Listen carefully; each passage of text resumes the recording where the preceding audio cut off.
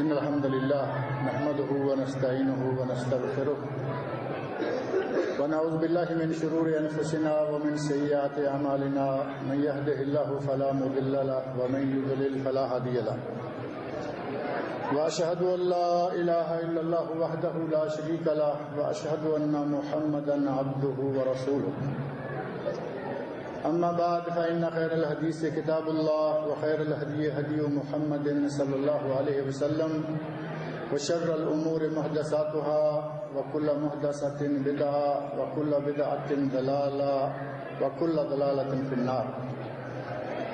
رب اشرح لي صدري ويسر لي أمري واحلل عقدة من لساني يفقهوا قولي. رب أعوذ بك من همزات الشياطين وأعوذ بك رب أن يحضرون. أعوذ بالله السميع العليم من الشيطان الرجيم. إن عدة الشهور عند الله 12 شهرا في كتاب الله يوم خلق السماوات والأرض منها 4 حرم. اسلامی سال نو کا آغاز ہو چکا ہے، یہ آپ سب کے علم میں ہے، اور آج الحمدللہ نئے سال کا نئے مہینے کا 10واں دن ہے، یوم عاشورہ. اور اس اسلامی سال کے آغاز کو ہم نے کس طرح لینا ہے، اس سلسلہ میں ہمارے مسلمانوں میں کئی ذہن پائے جاتے ہیں. ایک ذہن یہ ہے کہ جیسے ہی اس مبارک مہینے کا ہمارے مسلمانوں کے نئے اسلامی سال کا آغاز ہوتا ہے تو مسلمان کہلوانے والے لوگوں میں سے ایک گروہ کی چارپائیاں الٹ جاتی ہیں. وہ سیدھی چارپائی پہ سونا چھوڑ کر اپنی چارپائیوں کو الٹا دیتے ہیں. صاف ستھرا لباس پہننے کی بجائے کالے رنگ کا کپڑا پہننا شروع کر دیتے ہیں. ایک یہ ہے، اور ایک وہ ہیں جو نبی اکرم صلی اللہ علیہ وسلم کی سنت کے مطابق اس مہینے کا آغاز اور نئے سال کا آغاز نبی صلی اللہ علیہ وسلم کے طریقے کے مطابق کرتے ہیں. اور وہ طریقہ کیا ہے وہ میں بعد میں ذکر کرتا ہوں، لیکن میں نے ابھی آپ کے سامنے جو سورہ توبہ کی ایک آیت پڑھی ہے، سورہ توبہ آیت 36.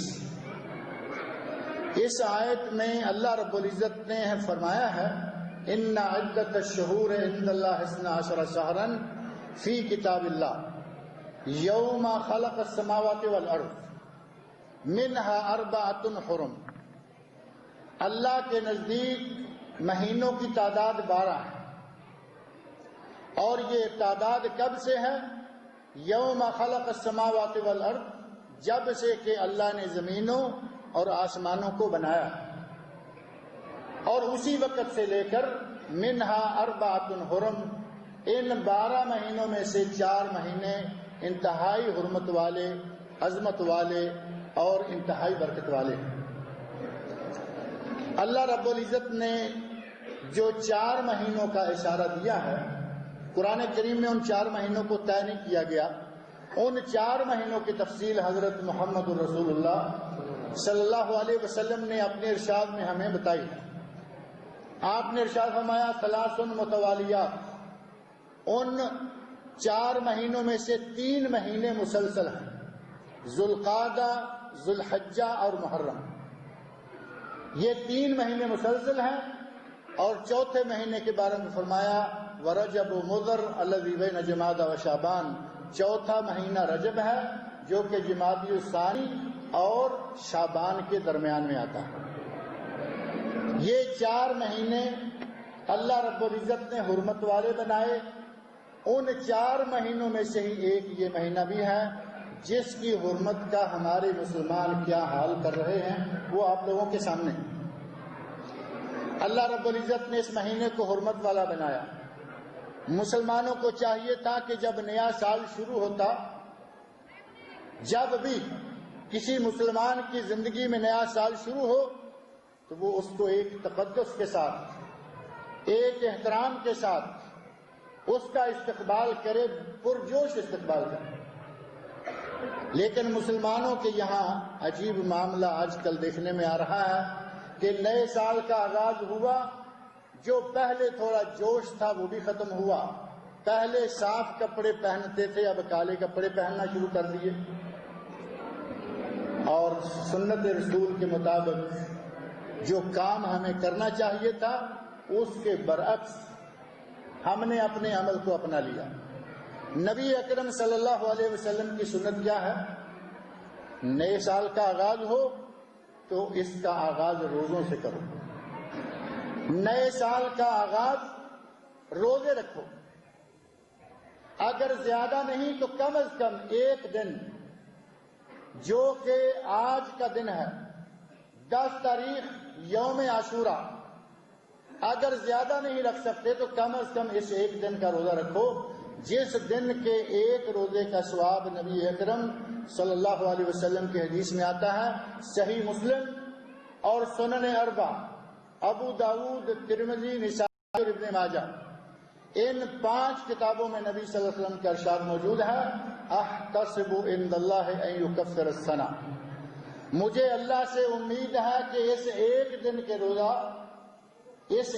کے روزہ کا ثواب کتنا ہوگا؟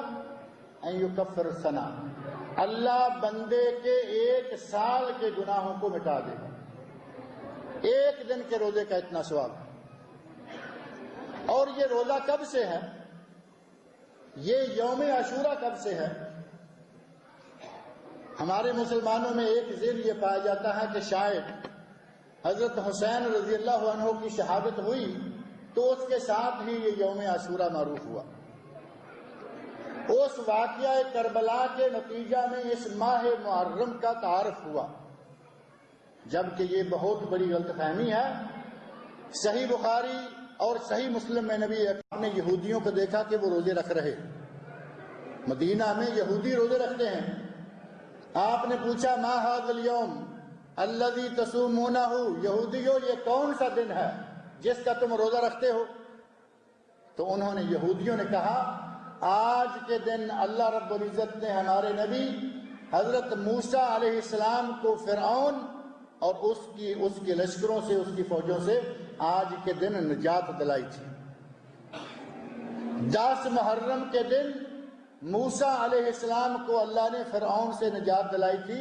یہودیوں نے کہا کہ اس شکرانے کے طور پر، اس نجات کی خوشی پر موسیٰ علیہ السلام نے روزہ رکھا اور ہم بھی روزہ رکھتے آ رہے ہیں. یہ سن کر نبی اکرم صلی اللہ علیہ وسلم نے ارشاد فرمایا: انا حق منکم بموسیٰ، میرا موسیٰ علیہ السلام پر تم سے بھی زیادہ حق، کیونکہ میں نبی ہوں اور نبی ہونے کی حیثیت سے میں موسیٰ علیہ السلام کا بھائی ہوں. میں تم سے بھی زیادہ حقدار ہوں.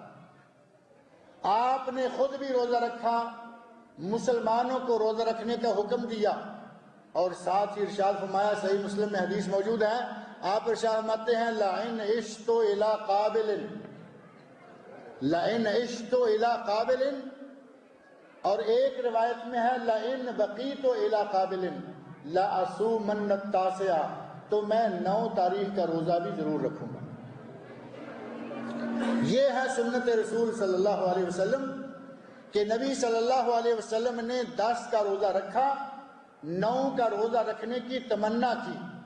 حضرت عبداللہ بن عباس رضی اللہ عنہما، جو کہ اس حدیث کے راوی ہیں، وہ بیان کرتے ہیں کہ اگلا سال آنے سے پہلے نبی اکرم صلی اللہ علیہ وسلم اس دنیا سے تشریف لے گئے، لیکن آپ ہمارے لیے قیامت تک کے لیے ایک سنت قائم کر کے کہ 10 تاریخ کا یوم عاشورہ کا روزہ رکھیں اور اس سے پہلے 9 تاریخ کا روزہ بھی رکھ لیا کریں.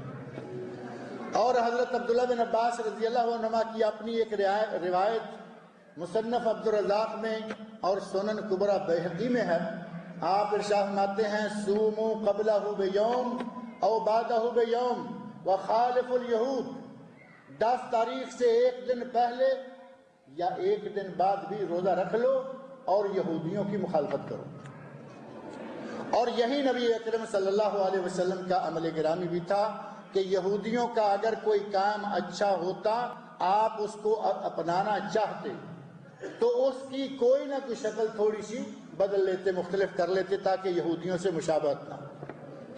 آپ نے 10 تاریخ کا روزہ رکھا اور صاحب فرمایا کہ میں اگر آئندہ سال زندہ رہا تو میں 9 تاریخ کا روزہ بھی رکھوں گا. اب نبی صلی اللہ علیہ وسلم نے روزہ رکھا، حضرت موسیٰ علیہ السلام نے روزہ رکھا، یہود روزہ رکھتے آ رہے ہیں، اور آج ہمارا مسلمانوں کا ایک طبقہ وہ ہے جو اپنے آپ کو عاشقان رسول، محبان رسول، آل بیت کا محبت کرنے والا، اہل بیت کا چاہنے والا، اور پتہ نہیں کیا کیا نام اپنے رکھتا ہے، لیکن اس 10 تاریخ کا روزہ رکھنے سے بہت ہی بعید ہے۔ پاکستان کے، انڈیا کے، ہمارے بنگلہ دیش کے بازار آج کی تاریخ میں، وہاں 10 تاریخ کو آپ بازار میں نکل کر دیکھیں، وہاں آپ کو روزے دار نظر نہیں آئیں گے، بلکہ وہاں آپ کو سبیلیں لگائے ہوئے کوئی دودھ بیچ رہا ہے، تقسیم کر رہا ہے فری میں، کوئی پانی پلا رہا ہے، کوئی لیمو پانی پلا رہا ہے۔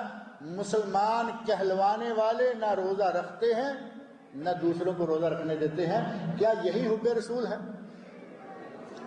کیا اسی کا نام محبت رسول ہے؟ اللہ کے رسول روزہ رکھیں، صحابہ کو روزہ رکھنے کا حکم دیں، اور مسلمان صحیح معنوں میں آج تک روزہ رکھتے آئے ہیں، اور پھر کتنا مقدس ہے، ایک دن کا روزہ 1 سال کے گناہوں کا کفارہ۔ پورے سال کے گناہ اللہ رب العزت ایک روزے سے معاف کر دیتے ہیں، اور ہمارے لوگ اس سے غافل ہیں، اور یہ لوگ دوسروں کو بھی غافل کر رہے ہیں۔ ان لوگوں نے نئے سال کے آغاز میں یہی سمجھ لیا کہ ہمیں ایک ہی کام کرنا ہے، اور وہ بڑے زور شور سے سال شروع ہوتے ہی وہ شروع ہو جاتے ہیں۔ جبکہ میرے بھائی، نہ یہ محرم کا مہینہ نبی اکرم صلی اللہ علیہ وسلم کے زمانے میں متعارف ہوا، نہ یہ محرم کا مہینہ حضرت عیسیٰ علیہ السلام کے زمانے میں متعارف ہوا۔ یہ کب سے متعارف ہے؟ محرم کا مہینہ یوم خلق السماوات والارض۔ اللہ رب العزت نے قرآن میں فرمایا کہ میں نے تمہارے 12 مہینے مقرر کر دیے ہیں۔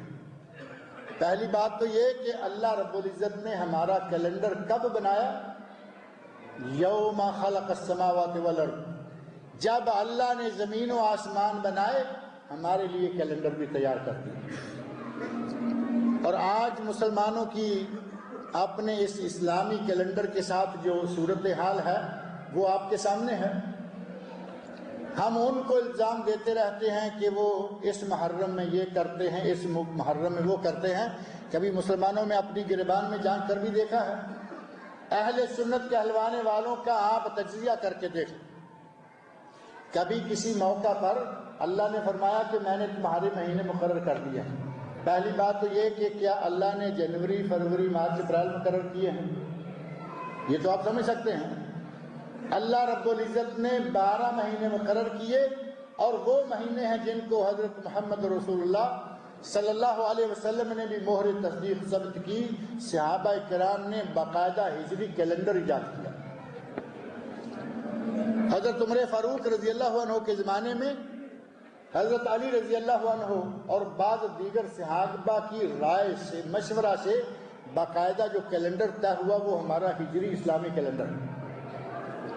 ان 12 مہینوں کو اللہ رب العزت نے جب زمین و آسمان کو بنایا اس وقت سے بنایا ہوا ہے، لیکن ہمارے مسلمانوں کا حال یہ ہے، صحابہ کرام رضی اللہ عنہم کا ذہنی دماغی سانچہ دیکھیں کہ اس زمانے میں کئی طرح کے کیلنڈر مروج تھے۔ نو شیروانی کیلنڈر موجود تھا، ابراہیمی کیلنڈر موجود تھا، بکرمی کیلنڈر موجود تھا، قبطی کیلنڈر موجود تھا، اس کے علاوہ کئی ناموں سے کیلنڈر اس وقت مروج تھے۔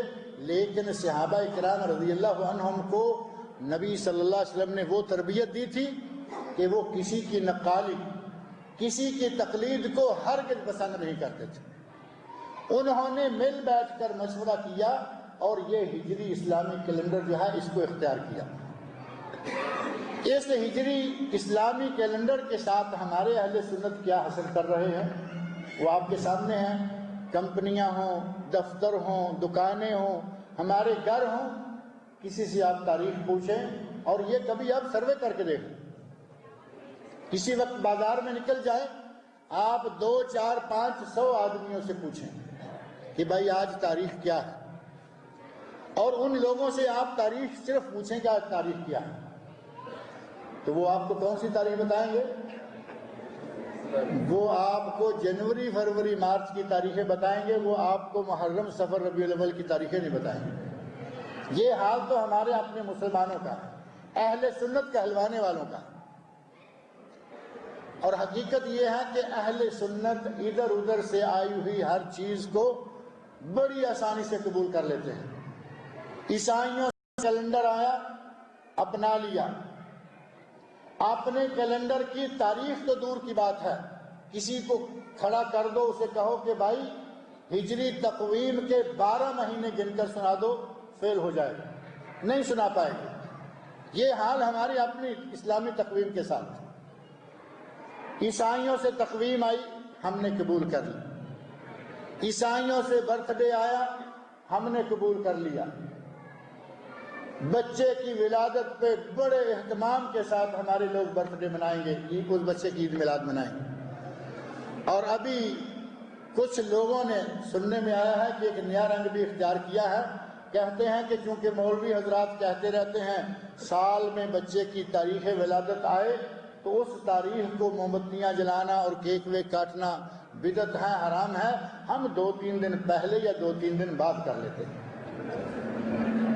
تاکہ اس تاریخ سے ہم آگے اور پیچھے ہو جائیں۔ یہ دائیں طرف سے دائیں کان کو پکڑنے کی جائے گما کر کان پکڑنے والی بات ہے۔ بات تو وہی آپ انگریزوں کی نقالی، عیسائیوں کی نقالی کر رہے ہیں، صرف تاریخ بدلنے سے بات نہیں ہوگی۔ وہی موم بتیاں، وہی کیک، وہی سارا کچھ۔ برتھ ڈے لے لیا، تقویم لے لی، ہندوؤں سے مہندیاں لے لی، عیسائیوں سے کچھ لے لیا، اور کنڈے شیعہ سے لے لیے۔ رجب کے کنڈے وہ اہل سنت میں آپ حدیث کی کتابیں کھول کر دیکھ لیں، تفسیر کی کتابیں، ہمارا اہل سنت کا جتنا اثاثہ ہے سارے کو کھول کر دیکھیں، کہیں سے آپ کو کنڈے نہیں ملیں گے۔ لیکن رجب کے مہینہ میں ہماری اہل سنت مائیں بہنیں، بیٹیاں، ہمارے بھائی، ہمارے بزرگ اس کنڈے کے لیے بڑا اہتمام کرتے نظر آئیں گے۔ اسی طرح تعزیہ، اسی طرح اس محرم کے اندر جتنی شیعہ کے رسم و رواج تھے وہ آج اہل سنت نے بنائے ہوئے ہیں۔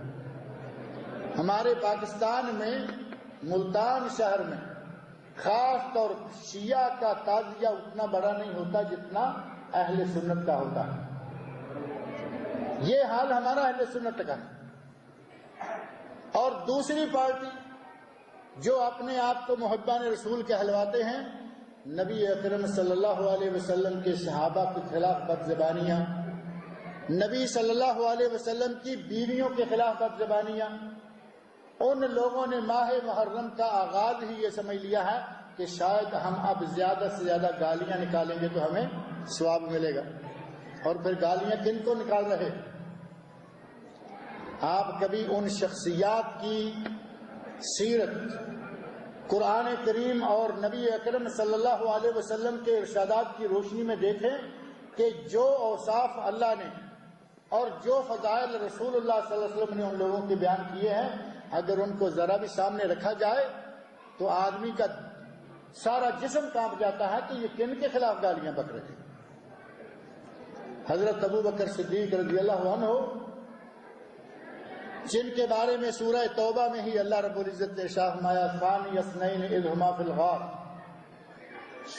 آیت نمبر 40 سورہ توبہ کھول کر دیکھیں۔ اللہ رب العزت نے پورے قرآن کریم میں اگر کسی کو صحابی کے درجہ نام دے کر دیا ہے تو وہ ابو بکر صدیق رضی اللہ عنہ۔ فرمایا ثانی اثنین اذ ہما فی الغار اذ یقول لصاحبہ لا تحزن، دو میں سے دوسرے جب کہ غار میں تھے، دو میں سے دوسرے جب کہ غار میں سے، اذ یقول لصاحبہ، جب کہ وہ اپنے صحابی اپنے ساتھی سے کہہ رہے تھے لا تحزن، اے ابو بکر گھبراؤ نہیں، فکر نہ کرو۔ صحیح بخاری اور صحیح مسلم میں حدیث موجود ہے، واقعہ بالتفصیل موجود ہے کہ نبی صلی اللہ علیہ وسلم کس طرح مکہ سے نکل کر غار ثور میں پہنچے، اور غار ثور میں حضرت ابو بکر صدیق رضی اللہ عنہ آپ کے ساتھ ہیں، پریشان ہیں۔ مکہ سے نکل کر غار ثور تک کا جو راستہ طے کیا، کبھی ابو بکر صدیق آگے، کبھی پیچھے، کبھی دائیں، کبھی بائیں، نبی اکرم صلی اللہ علیہ وسلم نے محسوس کیا کہ یہ کیا بات ہے، کبھی آگے ہوتے ہیں، کبھی پیچھے جاتے ہیں، کبھی دائیں کبھی بائیں۔ پوچھا کہ کیا بات؟ حضرت ابو بکر رضی اللہ عنہ فرماتے ہیں، یا رسول اللہ، جب مجھے ذہن میں یہ بات آتی ہے کہ سامنے کوئی دشمن نہ بیٹھا ہو، وہ کہیں سامنے سے وار نہ کر دے، میں بھاگ کر آگے ہو جاتا ہوں، اور جب میرے ذہن میں یہ آتا ہے کہ کوئی پیچھے سے تعاقب کرتا ہوا نہ پہنچ جائے، میں پیچھے آ جاتا ہوں، اسی طرح کے دائیں ہوتا ہوں، کبھی بائیں ہوتا ہوں۔ اس طرح کا جانسار ساتھ غار ثور کے اندر موجود ہیں، اور نبی اکرم صلی اللہ علیہ وسلم فرما رہے ہیں، لا تحزن، اے ابو بکر گھبراؤ نہیں۔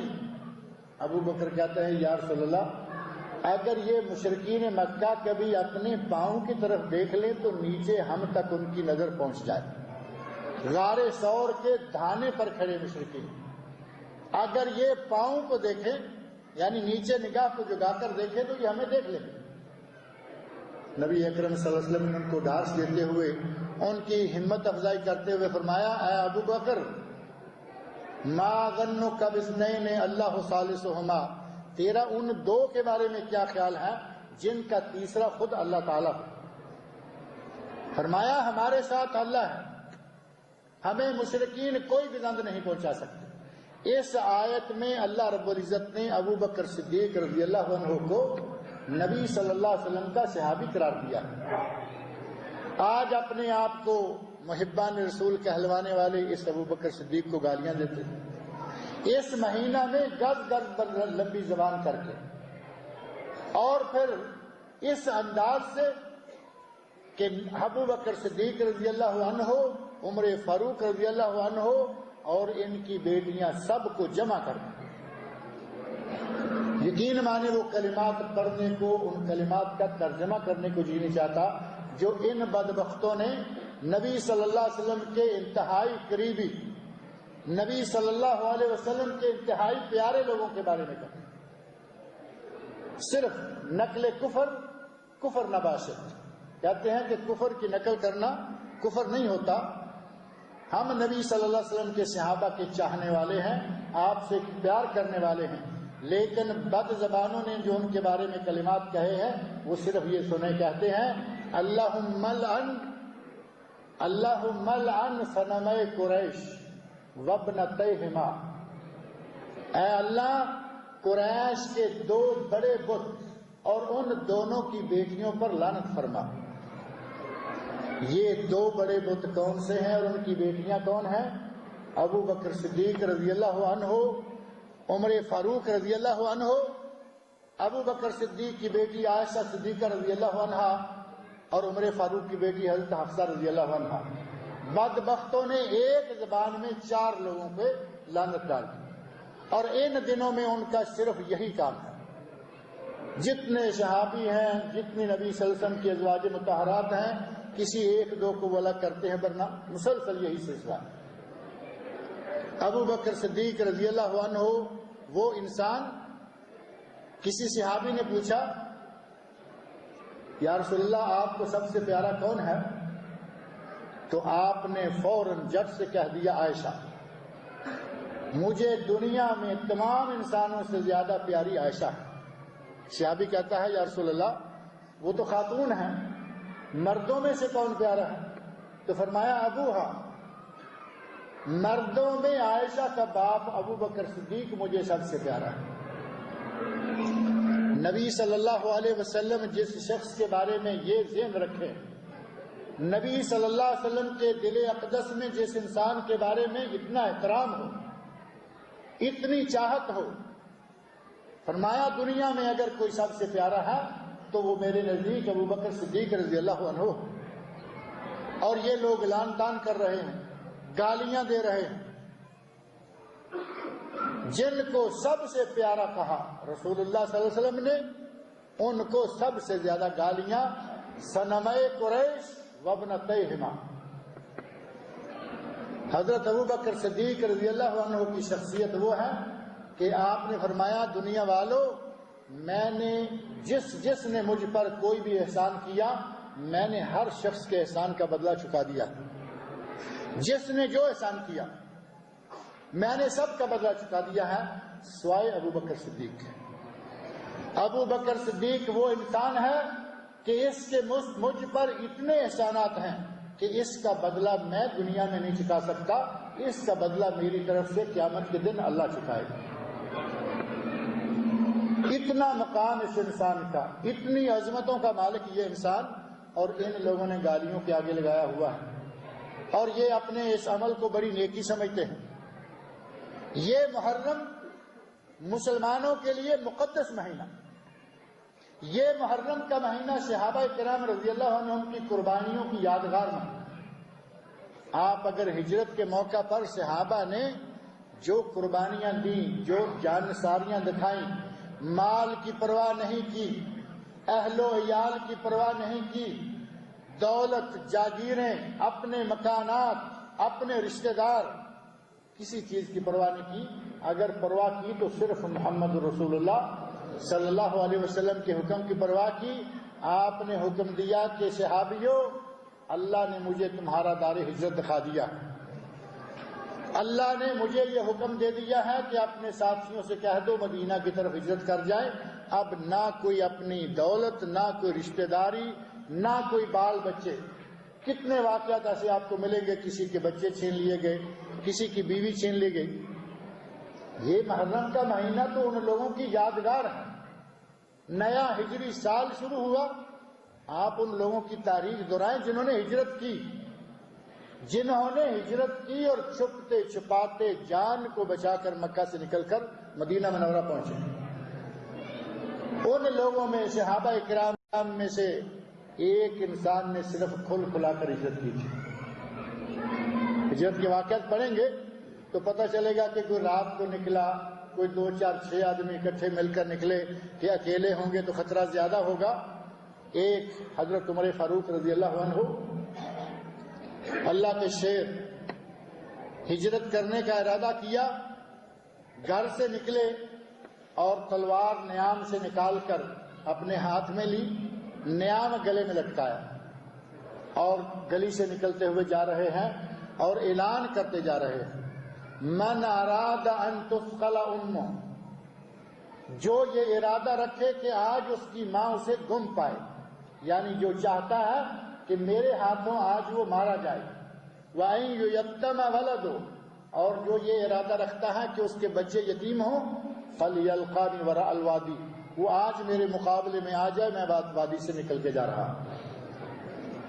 عمر فاروق رضی اللہ عنہ کی اس جرأت مندانہ ہجرت کے سوا باقی لوگ اپنے بال بچے کو چھوڑ کر، بیوی بچوں کو چھوڑ کر اور اپنی دولت مال چھوڑ کر مکہ مکرمہ سے نکل کر مدینہ منورہ گئے. ان لوگوں نے اتنی قربانیاں دی اور آج اپنے آپ کو یہ مسلمان کہلوانے والے ان کی قربانیوں کا یہ بدلہ دے رہے ہیں. گالیاں، دشنام، لان تان، سب و شتم جو ان کے بس میں آتا ہے کرتے ہیں. ابو بکر صدیق رضی اللہ عنہ، جن کے مقام کو نبی اکرم صلی اللہ علیہ وسلم نے اس حد تک بیان فرمایا، دنیا میں ہوتے ہوئے جن کو جنت کی بشارت دے دی. ایک مرتبہ نہیں، کئی احادیث میں کئی واقعات. ابو بکر فی الجنہ، عمر فی الجنہ، عثمان فی الجنہ، وہ عشرہ مبشرہ والی حدیث، اس میں سب سے پہلا نام ابو بکر صدیق رضی اللہ عنہ. یہ لوگ ان کو بھی گالیاں نکال رہے ہیں. حضرت عمر فاروق رضی اللہ عنہ نبی اکرم صلی اللہ علیہ وسلم کے ایک خاص صحابی، سارے صحابی نبی صلی اللہ علیہ وسلم کے مرید تھے، اور عمر فاروق رضی اللہ عنہ نبی صلی اللہ علیہ وسلم کی مراد تھے. اس فرق کو سمجھتے ہیں؟ سارے صحابی خود مسلمان ہو کے آئے، نبی صلی اللہ علیہ وسلم نے عمر فاروق کے اسلام کو طلب کیا، خواہش کی. حدیث میں آتا ہے کہ نبی صلی اللہ علیہ وسلم نے یہ دعا مانگی، اللہم اعز الاسلام بے ابی جہل ابن ہشام او بے عمر بن الخطاب، اے اللہ اسلام کو عزت عطا فرما، ابو جہل کو مسلمان کر دے یا عمر خطاب کو مسلمان کر دے. دعائیں مانگی، اے اللہ ان دو بندوں میں سے ایک بندہ مجھے دے دے جو تجھے سب سے زیادہ پیارا ہے، وہ مسلمان ہو جائے۔ نبی اکرم صلی اللہ علیہ وسلم کی دعا کو اللہ نے قبول فرمایا اور عمر فاروق رضی اللہ عنہ مسلمان ہو گئے۔ گھر سے قتل کرنے کے لیے نکلے تھے۔ ان کے اسلام کا واقعہ بڑا عجیب ہے۔ گھر سے نکلے کہ میں آج مسلمانوں کے نبی کا سر قلم کر کے آؤں گا۔ تھوڑا راستے میں نکلے تو راستے میں کسی نے کہا کہ عمر کہاں کا ارادہ ہے؟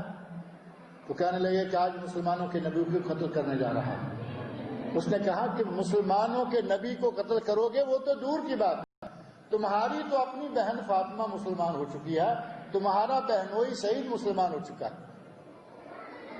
وہاں سے سیدھا اپنی بہن اور بہنوئی کے گھر کی طرف رخ کیا، دیکھا تو بہن اور بہنوئی قرآن پڑھ رہے۔ یہیں ساری کی ساری دنیا بدل گئی۔ بالآخر پوچھا کہ مجھے قرآن سناؤ، یہیں مسلمان ہو گئے اور کہنے لگے کہ مجھے اپنے نبی کے پاس لے جاؤ۔ گھر سے قتل کرنے کے لیے نکلے، گھر سے جان لینے کے لیے نکلے، لیکن نبی صلی اللہ علیہ وسلم کے قدموں میں جان نثار کر دی۔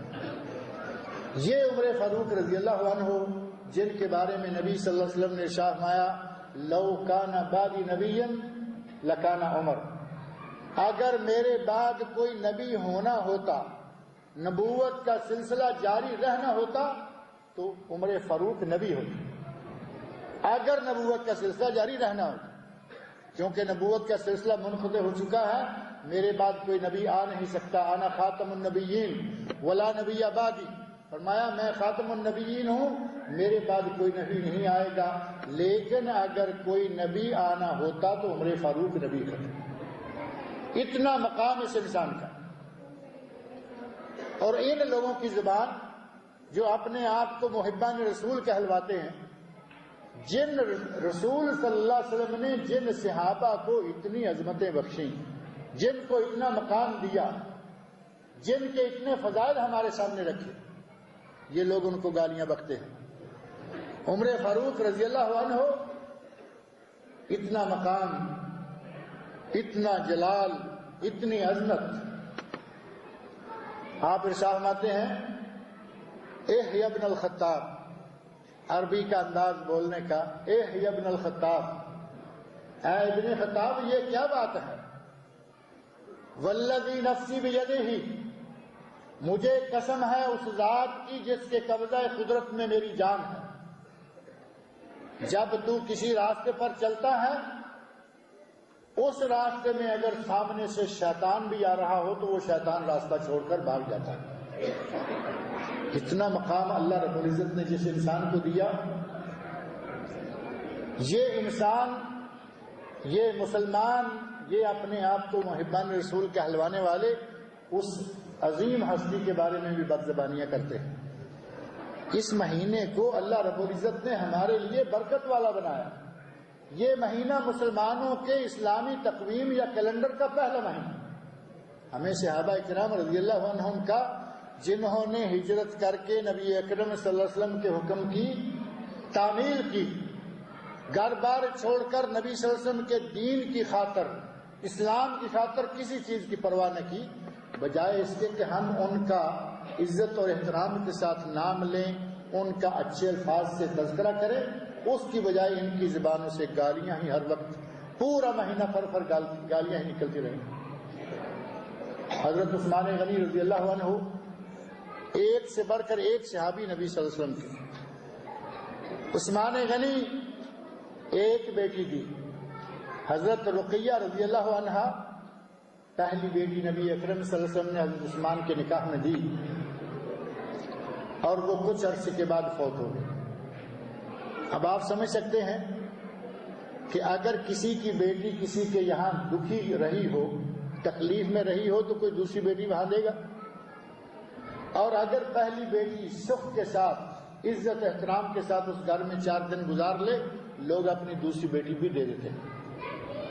حضرت عثمان غنی رضی اللہ عنہ کی یہ 2 بیٹیاں، حضرت رقیہ اور حضرت ام کلثوم، یہ پہلے ابو لہب کے بیٹوں کے نکاح میں تھی۔ اور جس وقت آسمان سے قرآن کریم کی وہ چھوٹی سی سورت جو 30ویں سپارے میں ہے، تبت یدا ابی لہب وتب، یہ صورت نازل ہوئی تو ابو لہب نے اپنے دونوں بیٹوں کو حکم دیا کہ اپنی بیویوں کو طلاق دے دو۔ ان دونوں نے اپنے باپ کی بات میں آ کر نبی صلی اللہ علیہ وسلم کی ان دونوں بیٹیوں کو طلاق دے کر گھر بھیج دیا۔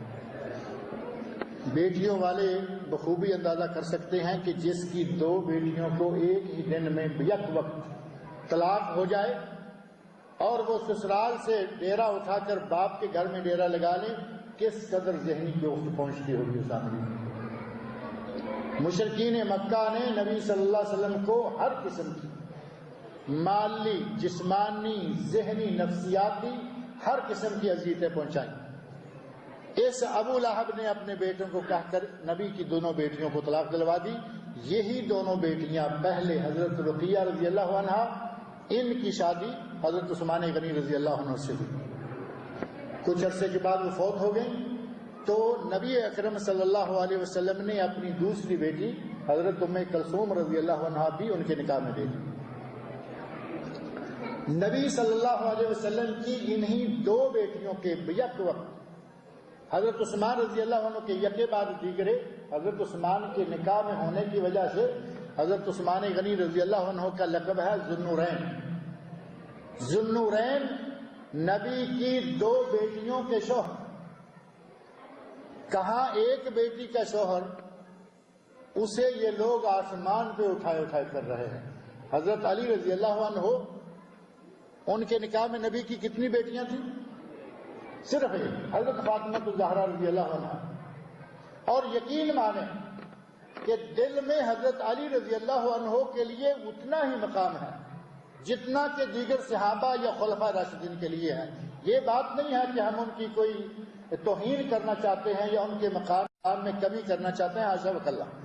وہ بڑے عظمتوں والے، بڑے مقام والے، لیکن ایک بیٹی کا شوہر ہوا تو اسے ہم آسمان پہ اٹھا لیں اور دو بیٹیوں کا جو شوہر ہے اس کو پلے ہی نہ باندھیں، یہ بھی تو کوئی انصاف کی بات نہیں ہے نا۔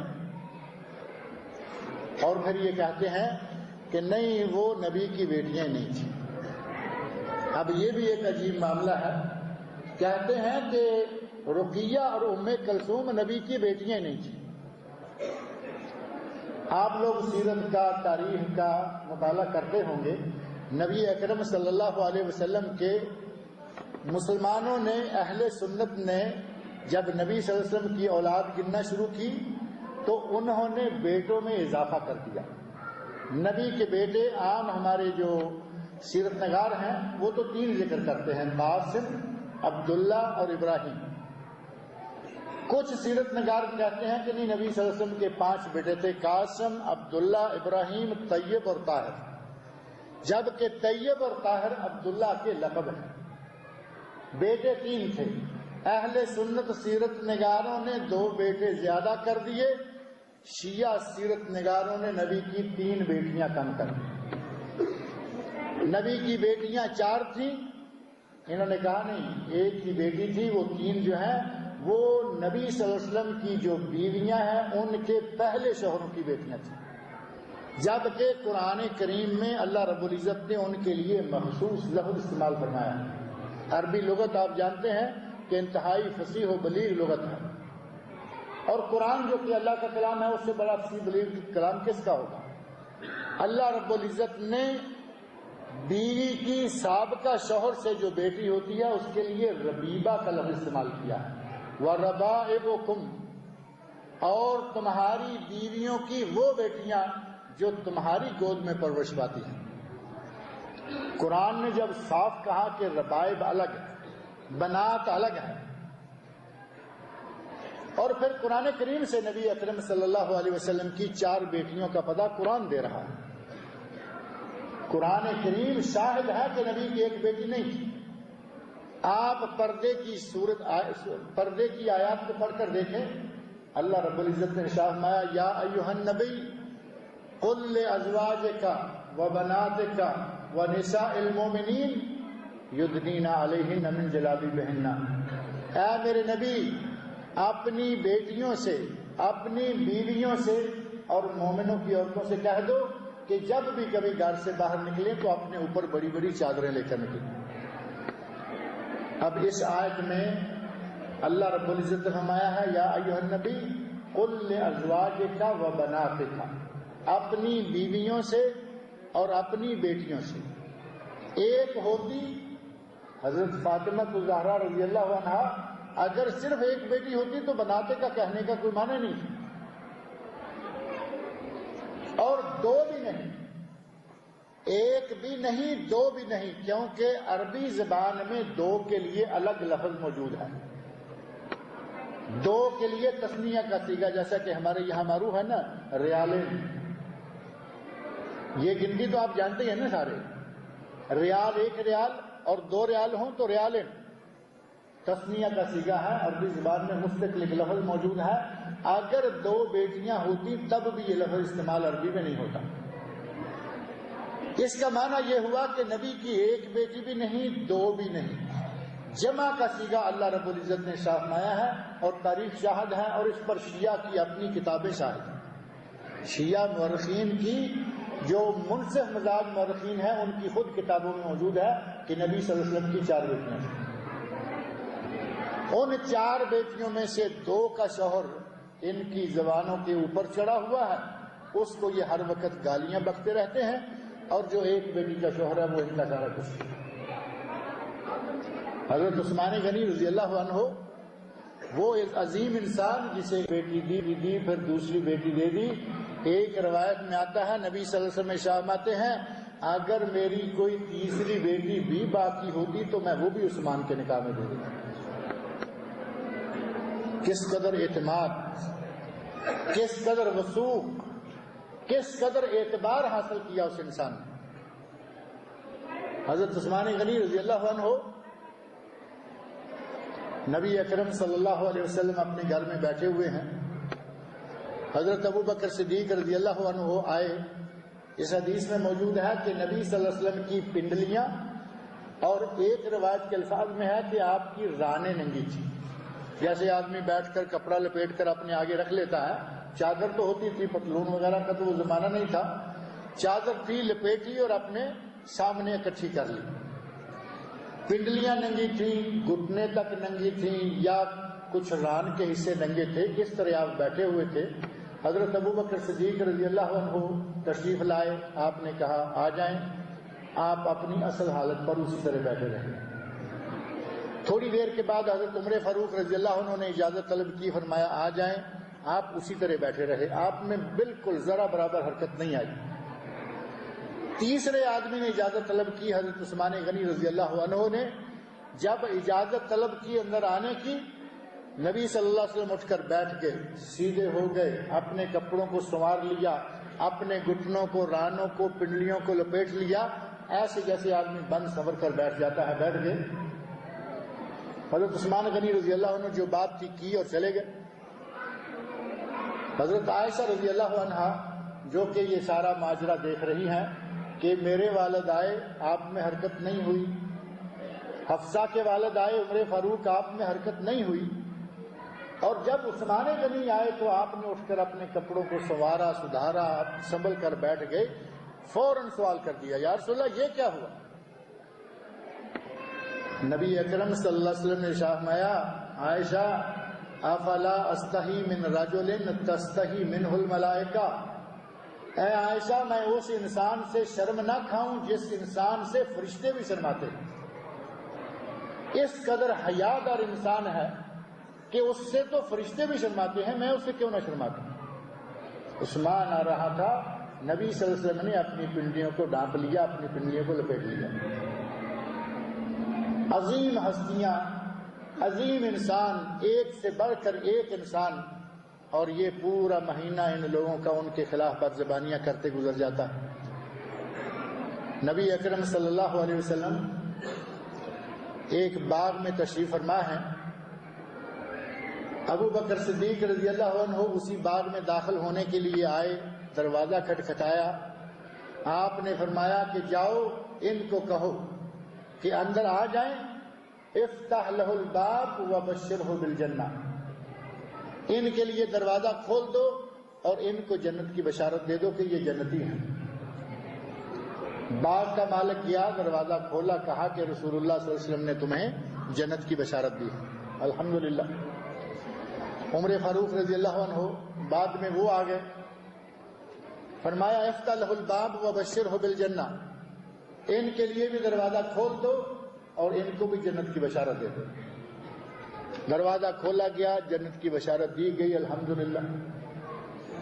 حضرت عثمان غنی رضی اللہ عنہ آگے فرمایا افتح لہ الباب وبشرہ بالجنہ الا بلوى تصیبہ، یہ الفاظ آپ نے زیادہ فرما دیے، الا بلوى تصیبہ، ان کو بھی جنت کی بشارت دے دو، لیکن یہ ایک بلوا میں مبتلا ہوں گے، یہ شہید کیے جائیں گے، یہ مظلوم شہید کیے جائیں گے۔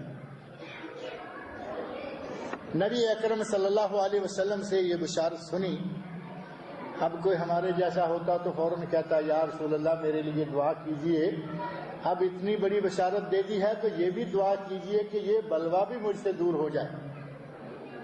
لیکن نبی پاک صلی اللہ علیہ وسلم کے ارشاد پر اتنا یقین تھا کہ جو آپ نے کہہ دیا ہے یہ اب ہوگا، اسی وقت بجائے دعا کروانے کے کہا اللہ المستعان، بلوا ہوگا، فتنہ ہوگا، مجھے قتل کرنے والے آئیں گے، اے اللہ مجھے ثابت قدم رکھنا، میری مدد فرما۔ نبی اکرم صلی اللہ علیہ وسلم کے یہ صحابی ایک سے بڑھ کر ایک شہادت کی خبریں نبی اکرم صلی اللہ علیہ وسلم نے دے رکھی۔ آپ احد پہاڑ پر بیٹھے ہوئے ہیں، پہاڑ بھی کبھی کسی کے اوپر بیٹھنے سے ہلتا ہے، پہاڑ اتنی بڑی چیز ہے وہ کیا ہلے گی، لیکن کبھی کبھی کسی کے لیے عرش بھی ہل جاتا ہے۔ حضرت سعد بن معاذ رضی اللہ عنہ نبی اکرم صلی اللہ علیہ وسلم فرماتے ہیں کہ جس دن سعد فوت ہوئے احتز لہ عرش الرحمن، اللہ کا عرش ہل گیا، اور نبی اکرم صلی اللہ علیہ وسلم اور کچھ صحابی ساتھ ہیں، احد پہاڑ کے اوپر تشریف لے گئے تو احد پہاڑ ہل گیا۔ اب علماء نے اس کی مختلف تفسیریں، مختلف توجیہیں بیان کی ہیں۔ بعض نے لکھا کہ پہاڑ ان لوگوں کو اپنے اوپر دیکھ کر خوشی سے جھوم اٹھا، مان لیتے ہیں کہ یہ بھی بات ہوگی، لیکن پہاڑ اگر ہلنے لگے تو جو لوگ اوپر بیٹھے ہوں گے ان کے گرنے کا خطرہ ہوگا کہ کہیں ایسا نہ ہو کہ پھسل جائیں، لڑک جائیں، گر جائیں۔ جیسے ہی پہاڑ ہلنے لگا، نبی اکرم صلی اللہ علیہ وسلم نے اپنا پاؤں زور سے پہاڑ پر مارا، فضرب برجلہ، نبی صلی اللہ علیہ وسلم نے اپنا پاؤں سے اس پہاڑ کو، احد کو اوپر سے مارا، اور ساتھ فرمایا اسقط یا احد، اے احد سنبھل جاؤ، اے احد ہلنا بند کر دو، فإنما علیک نبی وصدیق وشہیدین، اس وقت تمہارے اوپر ایک نبی بیٹھا ہوا ہے، ایک صدیق بیٹھا ہوا ہے، اور 2 شہید بیٹھے ہوئے ہیں۔ ان 2 شہیدوں میں بھی حضرت عثمان غنی رضی اللہ عنہ موجود ہیں۔ غرض یہ کہ ان عظیم صحابہ، نبی اکرم صلی اللہ علیہ وسلم کے عظیم تعلق دار، اور وہ لوگ اب جھگڑا کیا لے کے بیٹھ جاتے ہیں، جی وہ خلافت ان کو ملنی تھی، انہوں نے چھین لی، انہوں نے یہ کر لیا، ادھر نعرہ لگائیں گے تو کہیں گے حضرت علی رضی اللہ عنہ کے بارے میں شیر خدا، شیر خدا کا نعرہ تو معروف ہے نا، شیر خدا سے ان سے کوئی آدمی چھین کے کچھ لے سکتا تھا؟ اسد اللہ سے بلا شبہ چھین کر کسی نے لیا، نبی اکرم صلی اللہ علیہ وسلم کی تعلیمات کے مطابق یہ سلسلہ جاری ہوا۔ حضرت جبیر بن مطعم رضی اللہ عنہ ایک صحابی ہیں، کہتے ہیں کہ نبی صلی اللہ علیہ وسلم کے پاس ایک عورت آئی، اس نے آ کے کچھ باتیں پوچھی اور پھر وہ چلی گئی، اٹھ کر جانے لگی تو جاتے ہوئے اس نے کہا یا رسول اللہ اگر مجھے کل کو پھر کوئی ضرورت پیش آئے اور میں آؤں اور آپ نہ ہوں تو پھر میں کس کے پاس جاؤں؟ اندازہ کریں کہ عرب عورت سیدھی سادی عورت ہے، لیکن اسے یہ بات معلوم ہے کہ یہ انسان ہے ہمارے نبی، یہ فوت بھی ہو سکتے ہیں، فوت ہو جائیں گے تو پھر میں کس کے پاس آؤں گی؟ اس سیدھی سادی بدو عورت کو یہ معلوم ہے کہ نبی صلی اللہ علیہ وسلم فوت ہو سکتے ہیں، ہمارے آج بڑے بڑے علماء کہلوا رہے ہیں، مفتی حضرات کہلوا رہے ہیں، لیکن آج تک ان کو یقین نہیں آ رہا کہ نبی فوت ہوئے ہیں یا نہیں ہوئے۔ فرق دیکھیں کتنا ہے۔ وہاں سیدھے سادے لوگ، لیکن دین کو بہت اچھے طریقے سے سمجھ لیا۔ عورت کہتی ہے یا رسول اللہ اگر میں آؤں اور آپ نہ ہوں تو پھر میں کیا کروں؟ نبی اکرم صلی اللہ علیہ وسلم نے فرمایا فَإِن لَّمْ تَجِدِينِي فَأْتِي أَبَا بَكْرٍ، اے خاتون اگر تم دوبارہ یہاں آؤ اور میں موجود نہ ہوا تو میری جگہ ابو بکر صدیق ہوں گے، ان کے پاس آ جاؤ۔ اس حدیث میں نبی صلی اللہ علیہ وسلم نے حضرت ابو بکر صدیق رضی اللہ عنہ کی خلافت کا اشارہ دے دیا، واضح اشارہ کہ میں نہیں ہوں گا تو میرے بعد اس جگہ میرے منصب کو سنبھالنے والے اس مقام پر مسلمانوں کے رہنما ابو بکر صدیق ہوں گے۔ نبی اکرم صلی اللہ علیہ وسلم نے ایک نہیں کئی احادیث میں حضرت ابو بکر صدیق رضی اللہ عنہ کے اپنے بعد خلیفہ بلا فصل ہونے کے اشارے دیے۔ اور یہ آج کہیں گے جنہیں چھینا چھپٹی کر لی، یہ کر لیا وہ کر لیا، اور پھر حضرت عثمان غنی رضی اللہ عنہ شہید ہوئے، حضرت عمر فاروق رضی اللہ عنہ شہید ہوئے، اور سب سے معروف اور بڑے شہید سید الشہداء، نبی صلی اللہ علیہ وسلم نے سید الشہداء کا خطاب کن کو دیا ہے؟ حضرت امیر حمزہ رضی اللہ عنہ۔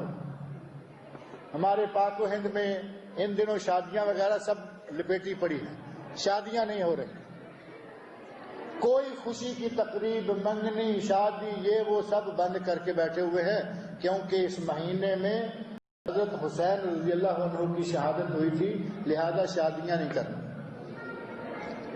اگر یقینی طور پر اس عمل کو اپنا لیا جائے کہ جس دن کوئی شہید ہوا ہے شادی نہیں ہوگی، تو پھر یہ جو بیچارے کنوارے ہیں یہ بے شادی ہی پڑے رہ جائیں گے۔ کیونکہ تاریخ کھول کر دیکھیں، آپ کو ہر تاریخ میں کوئی نہ کوئی بڑا شہید ملے گا، کوئی نہ کوئی بڑی عظمت والا شہید۔